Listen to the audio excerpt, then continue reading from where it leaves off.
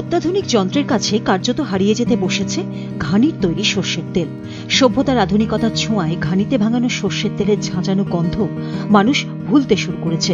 ঠিক সেই সময় বিভিন্ন প্রতিকূলতার মধ্যে দিয়েও বংশ পরম্পরাক্রমে চলে আসা এই ঘানির সর্ষের তেল তৈরি করে আসছেন বালুরঘাটের দৌল্লা ও পাগলিগঞ্জ এলাকার কয়েকটি পরিবার।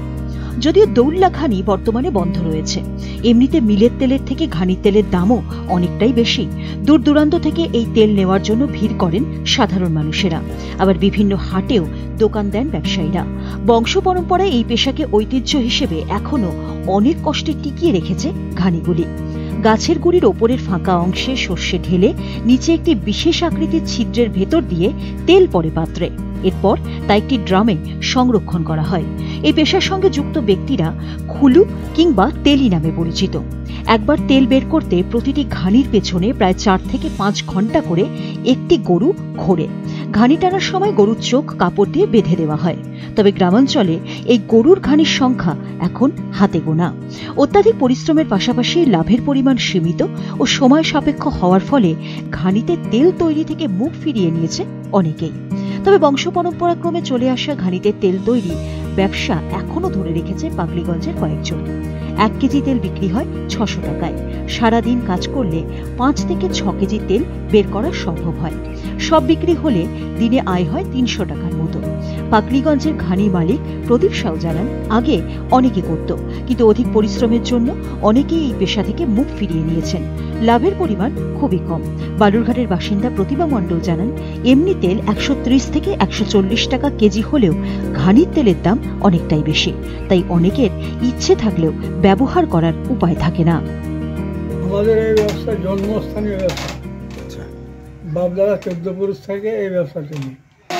আগে তো বাড়ি বাড়ি ছিল, তখন তো আগে কলের তেল খাতো না কেউ, এই খুলির তেলই খাতো।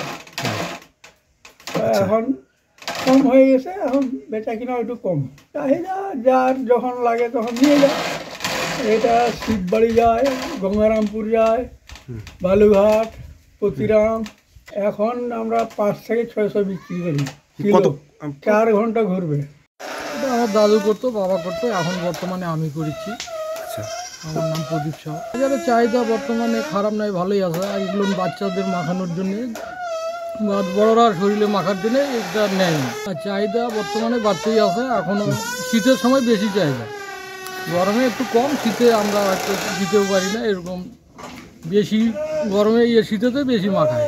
আমরা সরষা দিই, যেটা বাজারে ভালো সরষাটা নিয়ে আসে, ওখানে সরষা ভালো সরষা নিয়ে আসি, সরষাটার থেকেই তেল হয়। এটা একটা ঘানির তেল বলে, কেউ খুলুর তেল বলে। আগেকার দিনে আমাদের ওই তেলটা ধরেন যে খুব ডিফারেন্স ছিল না, আর আগেকার দিনে বেশিরভাগ ওই ঘানি ছিল।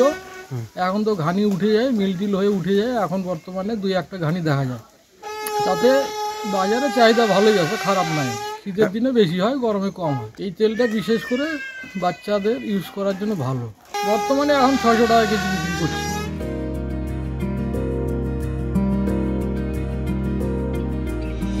বালুরঘাট থেকে রূপক সরকারের রিপোর্ট, উত্তরবঙ্গ সংবাদ।